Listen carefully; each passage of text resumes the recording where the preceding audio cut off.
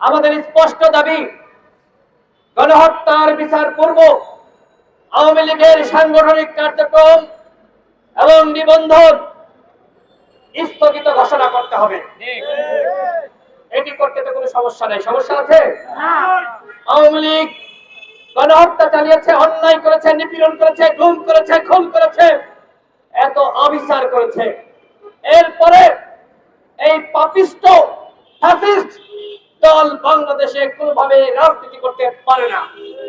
সুতরাং যারা স্বপ্ন দেখছে যে আওয়ামী লীগকে নির্বাচনে নিয়ে যাবে, একটি গণতান্ত্রিক নির্বাচন করবে, আওয়ামী লীগ নির্বাচনে না গেলে নির্বাচন গ্রহণযোগ্য হবে না, এই ভাওতাবাদী কথাবার্তা যারা বলছে তাদেরকে বর্জন করতে হবে।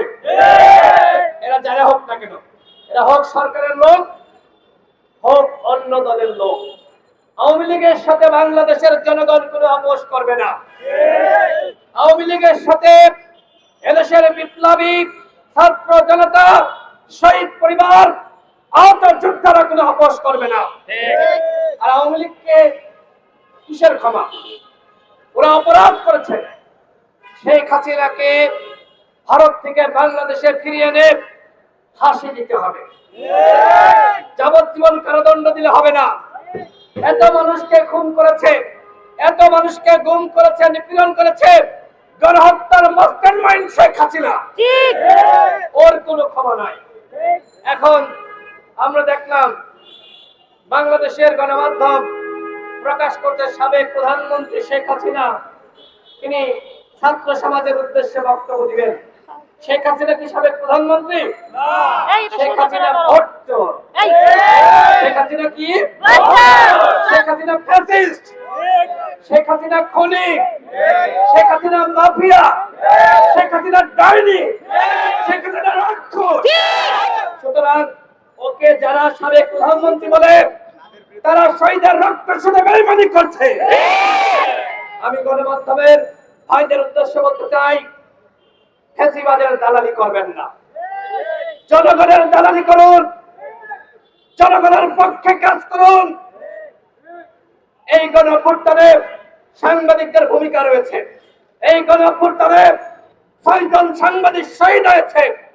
যদি প্রকৃতপক্ষে আপনারা বাংলাদেশে মুক্ত সাংবাদিকতা প্রতিষ্ঠা করতে চান, তাহলে এই যে ৬ জন ভাই, ৬ জন সাংবাদিক শহীদ হয়েছে, ওরা এই অভ্যুত্থানে ভূমিকা রাখতে গিয়ে শহীদ হয়েছে। ওদের দিকে তাকান, ওরা দেশপ্রেমিক। বাংলাদেশের আমরা দেখেছি সেই নাইমুল ইসলাম খানদের মতন দালাল সাংবাদিক, যারা সবসময় শেখ হাসিনার ওই চাটুকার যে প্রেস কনফারেন্স করত সেখানে গিয়ে দালালি করত। ওই রকম সাংবাদিক আমরা বাংলাদেশে আর দেখতে চাই না। আমরা চাই বাংলাদেশে বিপ্লবী সাংবাদিক, যারা সত্য কথা বলবে। আমি অনেক টেলিভিশনের হাউজে টক শোতে যাই, সাংবাদিকরা আমাকে একা পেয়ে বলে, ভাই আগেও তো লিখতে পারি নাই, এখনো যে ঠিক মতো লিখতে পারছি সেরকম না।